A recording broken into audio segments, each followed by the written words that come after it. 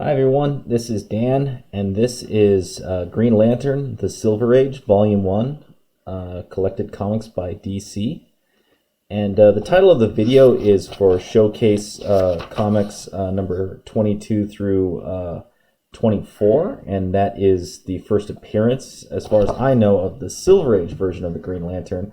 I know there's a Bronze Age version of the Green Lantern, but I'm not going to go over this because I think from what I understand from reading about it, the Silver Age seems to be the most popular and kind of what everyone really considers the quintessential Green Lantern. Anyhow, this series is called, I was going to call it Discovering DC. I think I'm now going to call it Discovering Green Lantern because just saying Discovering DC is kind of difficult. It's like saying Discovering Marvel.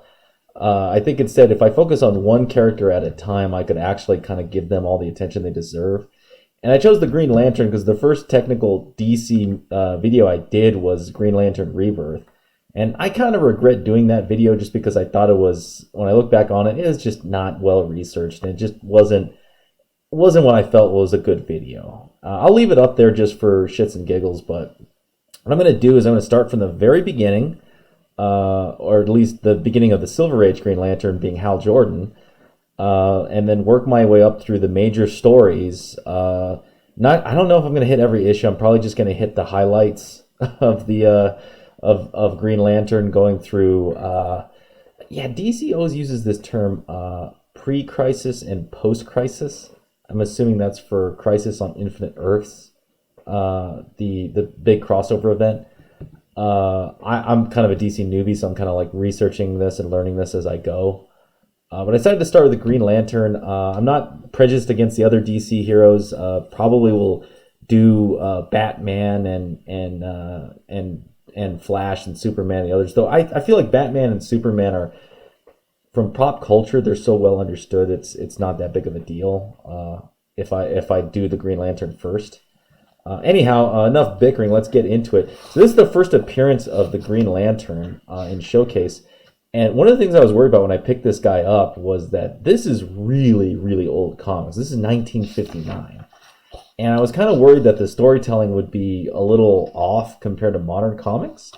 And I'm not gonna lie. I mean, obviously there's a lot of old techniques, caption boxes, thought bubbles, big, So really interestingly, the DC has a weird thing where their splash page isn't like a Marvel splash page. It's actually like a sort of a highlights preview of what's going to happen in the middle of the story.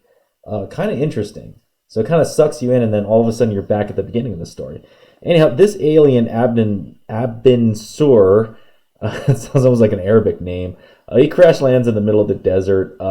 He's about ready to bite it, but he's a member of the Green Lantern Corps, and he asks his power battery, or is it the lantern? I don't know, but okay, power, or battery of power. He asks it to go find a worthy successor because he's about to bite the dust. Hal Jordan's just a test pilot, and he gets captured by the Green Lantern's power battery and gets transported all the way to where the alien's about ready to kick it. And the dialogue it's very old school, definitely. I feel like in some ways when I was reading through these issues, like, oh man, this is kind of like reading through like an old Hardy Boys book. But it's actually not as bad as I thought it would be, and I enjoyed reading these. Did I enjoy them as much as like Daredevil or X-Men? No, but they weren't bad. They were actually pretty fun to read through. Anyhow, he explains to him how the Green Lantern works, and for whatever reason, yellow is the weakness of the Green Lanterns, which gets explained in Green Lantern Rebirth. Read way too far ahead. and explains how the ring works and how he has to recharge every 24 hours. And then you get the is it right here? Okay, no, they don't actually explain the oath, right? So you go into another story and you get introduced to Carol Ferris, and it's kind of funny reading these 1950s style romances. Like, you can't do that anymore. Dudes can't just touch chicks like that anymore. Which, in some ways, I don't know what the commentary is. It kind of sucks, but I get it too. This is definitely a product of its time. But yeah, man, you get the Green Lantern oath, and brightest day and blackest night, no evil shall escape my sight. Let those who worship evil's might beware my power, Green Lantern's light. I think, I don't know if this is like the first appearance of the oath, but it's pretty dope. Anyhow, he saves a pilot from crashing. He also manages to discover that the plane was crashing from the interference of these dudes. You get a old school 1950s fight. Some dude throws a yellow lamp at him, and Green Lantern finds the hard way that you can't stop it. Yeah, I kind of wish like these old 50s, they don't really show people getting smacked in these ones. And then he also realizes the car's yellow, so he can't stop that. So he's got to go puncture the tires. Captures the bad guy, goes back, and you find out the twist, and that is Ferris's dad is going to go off and retire, and now she's the boss lady. So now that she's the boss lady, she can't date Hal Jordan, which is sort of interesting. In a funny way, it's like it's really old, but in some ways, I kind of like.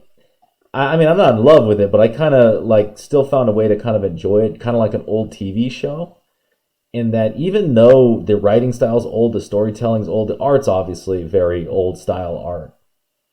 I actually found myself enjoying a lot of these stories, just because at the end of the day, they still kind of have structured stories. They still try to get you to like Hal Jordan and get you into these characters. I guess back in the days, you had to do whatever you could, to get people to give you freaking 10 cents an issue. Jesus. Anyhow, he has a story here where he's got to stop a runaway missile. A lot of fun sort of romance intrigue with Carol Ferris. And then you get the Invisible Destroyer. Well, actually, this is showcase number 23, where he has... Yeah, so the first two showcases have 3 stories in them, and then the second one has just 2 stories, and then at that point, I guess they found out, like, oh, people like this character enough that they can go... that we can go make our own Green Lantern story. So, very interesting. And here's a really cool one right here. He finally gets the first time the Green Lantern yells at him to go to a space mission, and he goes to Venus. You can tell this was in the 50s and people didn't know as much, so they imagined Venus being like a tropical, freaking weird, like Savage Lands type forest, right? Like the humans on Venus are like blue cavemen. This is kind of interesting to read through. I like surprisingly found it so pretty entertaining though.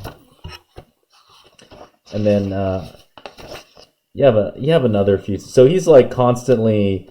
Like the trope I've gone through with these showcases is him constantly trying to juggle between Hal Jordan and the Green Lantern, which is a DC thing, everyone's superhero identity, and juggling that superhero identity with their regular identity. And both the Green Lantern and Hal Jordan are both very into Carol, which I always thought was kind of funny because it's like all he does is put on a green suit and a green mask, and it's just like, oh, it's the Green Lantern. And then he takes it off. Oh, it's Hal Jordan. I always thought that was interesting, but no, I guess what the takeaway from this, the showcase, the original Green Lantern, was the origin stories and just sort of it felt like a different time, like an innocent time. None of these stories are particularly deep, and they're definitely products of their time. But amazingly enough, I found them still very enjoyable. And I will say that, if you wanted to, if you got this for a very good price, I think, like, if you pick this up for, I would say, like, $10, maybe $12, I think this would be worth it. Just because the value, you get so many different stories and comics. Especially if you're into the old stuff, I think this is definitely worth grabbing. And I found it really, really fascinating and fun to read the original story of Hal Jordan. And I was pretty amazed that I actually could get into it. I kind of had, I don't know if it was a prejudice. I had just a weird feeling that sometimes when you get too old, sometimes the style is just kind of too much and too much of a product of its time. But I was impressed with this Silver Age Green Lantern edition. So anyhow, that's it. If you like this video, hit the thumbs up to like. Subscribe if you haven't subscribed. Hit the bell for notifications. And if you have any comments on old Silver Age Green Lantern or any of those stories, leave them down below. I think the next one I'm going to do is, I think there's a really interesting series that I read about with Green Lantern and Green Arrow from the 70s that people seem to really like. I'm going to check that one out. Obviously, I'm going to do Emerald Twilight, even though it seems to be controversial. Just because if you don't have Emerald Twilight, then Green Lantern Rebirth seems, at least from what I've been reading, it seems like it doesn't really have a point if you don't understand what happened in Emerald Twilight. Anyhow, that's it. I will see you next time.